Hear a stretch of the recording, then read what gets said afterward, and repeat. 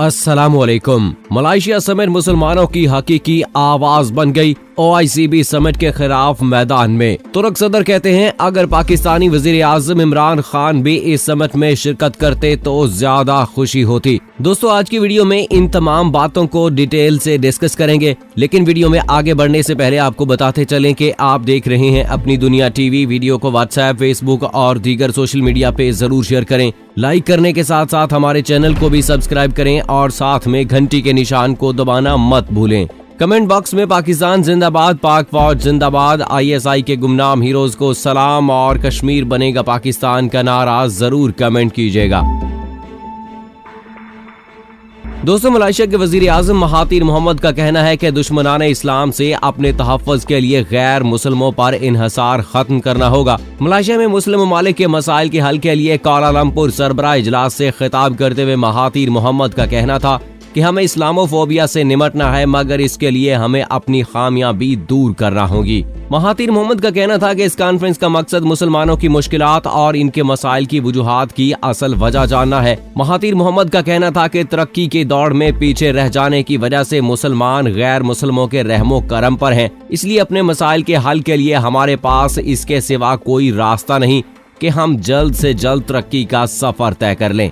इस मौके पर खिताब करते हुए तुर्क सदर रजब तैयब एर्दोगान का कहना था कि ये मौका है कि हम इस्लामोफोबिया, दहशतगर्दी जैसे मामलात पर खुलकर बातचीत करें। तैयब एर्दोगान का कहना था कि हमारा सबसे बड़ा मसला ये है कि इस्लामी दुनिया को जोड़ने वाले प्लेटफॉर्म्स में अमल का जज्बा नहीं है। तुर्क सदर ने मुसलमान ममालिक को बाहमी तजारत अपने करेंसी में करने पर भी जोर दिया। उन्होंने एक मरतबा फिर अक़वाम मुत्तहिदा की सलामती कौंसिल की तंजीम नौ का मुतालबा करते हुए कहा कि दुनिया इन 5 से कहीं बड़ी है। इस मौका पर ईरानी सदर हसन रूहानी का कहना था कि मुस्लिम ममालिक को अमरीका की मुआशी दहशतगर्दी का मुकाबला करने के लिए एक दूसरे की मदद करनी चाहिए। हसन रूहानी का कहना था कि मुसलमान ममालिक को तजारत अपनी करेंसी में करने के अलावा मुश्तरका बैंकारी का मुआशी निज़ाम भी बनाने की जरूरत है। ख्याल रहे कि 19 से 21 दिसंबर तक मलेशिया के दारुल हुकूमत कुआलालंपुर में मुख्तलिफ इस्लामी ममालिक का सरबराह इजलास जारी रहेगा। इस इजलास में वजीर आजम इमरान खान को भी शिरकत करना थी, ताहम ज़राए के मुताबिक सऊदी अरब के दबाव पर वजीर आजम ने मलेशिया का सरकारी दौरा मनसूख कर दिया था। मीडिया रिपोर्ट्स के मुताबिक सऊदी अरब को कुआलालंपुर सरबराह इजलास में शिरकत की दावत नहीं दी गई। माहिरीन के मुताबिक सऊदी अरब और मुत्तहिदा अरब अमारात की क़यादत को ये खदशा है कि कुआलालंपुर सरबराह इजलास कहीं OIC की जगह न ले ले, जिस पर दरअसल सऊदी अरब का बहुत ज्यादा असर रसूख है। दूसरी जानिब सेक्रेटरी जनरल इस्लामी ताउन तंजीम OIC ने मलेशिया में कुआलालंपुर कॉन्फ्रेंस की मजम्मत करते हुए कहा है कि ये उम्मत में इंतशार पैदा करने की कोशिश है।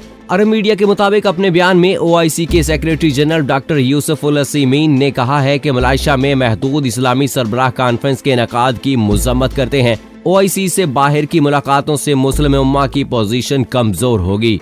डॉक्टर यूसुफ उल असीमीन का कहना था कि OIC से बाहर किसी भी उन्वान से मुश्तरका जिद्दोजहद इस्लाम और मुसलमानों को कमजोर करने और इनके इत्तेहाद की सफ़ों में दरार डालने की तरह है।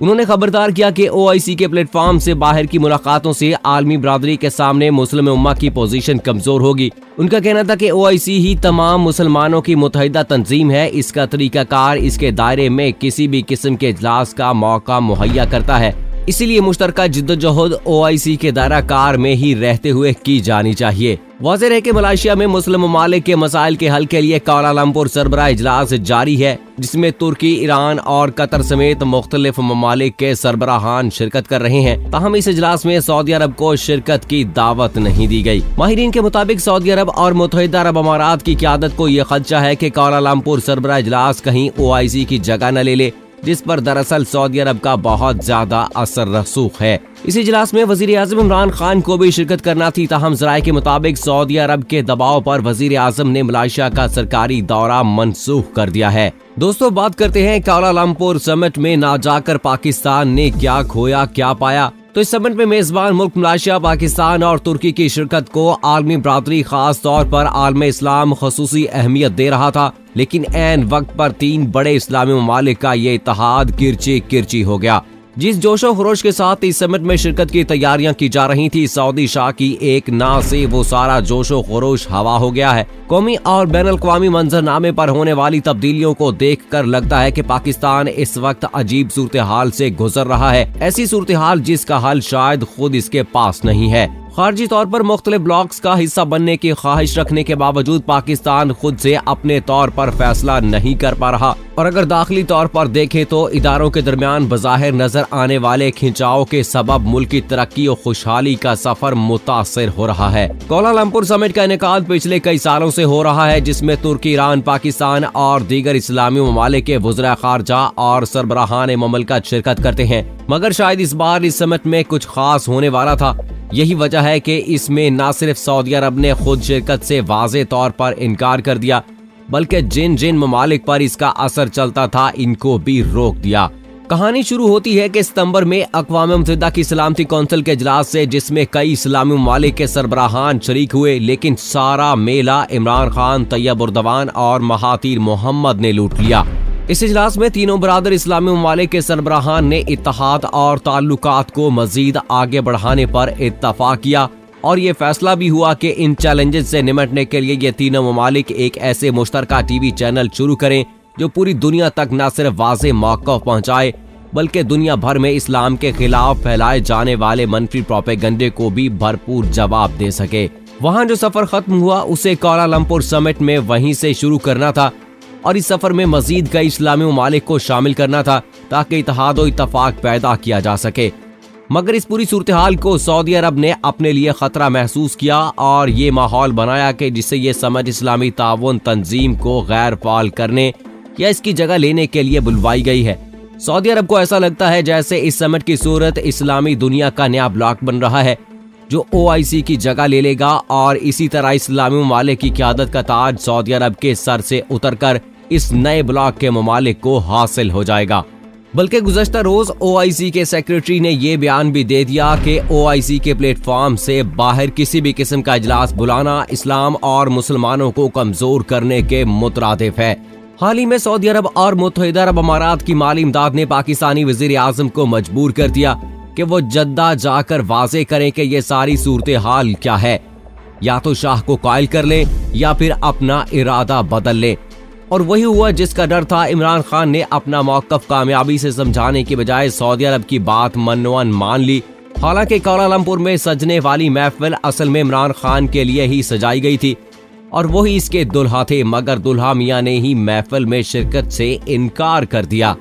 इस बात को हमें समझना होगा कि अगरचे सऊदी अरब और अमारात ने पाकिस्तान के मुश्किल वक्त में माली मदद की, लेकिन तारीख गवाह है कि कश्मीर इशू पर जब पाकिस्तान खुद को तन्हा महसूस कर रहा था तो वहां तुर्की और मलेशिया ने पाकिस्तान का भरपूर साथ दिया, जबकि सऊदी अरब और अमारात ने तो अपनी आंखें ही बंद कर ली थी। अमारात ने तो एक कदम आगे बढ़कर ऐन उन्हीं दिनों जिस वक्त भारत कश्मीरियों पर जुल्म सितम के पहाड़ तोड़ रहा था, कर्फ्यू के नाम पर इनकी जिंदगी अजीरन कर रहा था, नरेंद्र मोदी को सबसे बड़ा सिविल एजाज दिया था। यहाँ एक बात ये भी याद रहे कि जब मलेशिया ने वाज़े तौर पर यह कहा कि भारत ने कश्मीर पर हमला और कब्जा किया हुआ है, तो भारत ने शदीद नाराजगी का इजहार किया और सिर्फ इजहार ही नहीं बल्कि पाम ऑयल की सूरत अरबों डॉलर की तजारत भी मुअत्तल कर दी। लेकिन इस बड़े नुकसान के पेश नजर भी मलेशिया अपनी बात से पीछे नहीं हटा। इस हिम्मत और अपनी बात पर कायम रहने का नतीजा ये निकला कि भारतीय ताजरों ने गुज़श्ता माह एक बार फिर मलेशिया से तजारत का सिलसिला शुरू कर दिया है।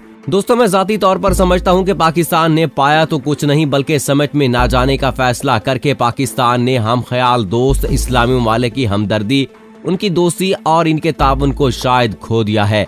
जहाँ तक बात रही सऊदी अरब और अमारात की, तो यकीनी तौर पर वहाँ से हमें माली तौर पर जरूर फायदा हुआ है, लेकिन पाकिस्तान इस फायदे के बदले हमेशा कमजोर हुआ है और उनके कहने पर किसी समिट में ना जाने का फैसला इस कमजोरी का मुंह बोलता सबूत है। मैं यहाँ ये कह सकता हूँ कि पाकिस्तान से ऐसे सफारती यूटर्न की उम्मीद कतई तौर पर नहीं थी। तो दोस्तों, उम्मीद करते हैं कि आज की वीडियो आपको पसंद आई होगी। इस वीडियो को ज्यादा से ज्यादा शेयर करें अपने दोस्तों के साथ और सोशल मीडिया पे, और कमेंट बॉक्स में अपनी राय जरूर दीजिएगा कि हमारी वीडियो आपको कैसी लगी। अगली वीडियो तक इजाजत दीजिए। फी अमानिल्लाह।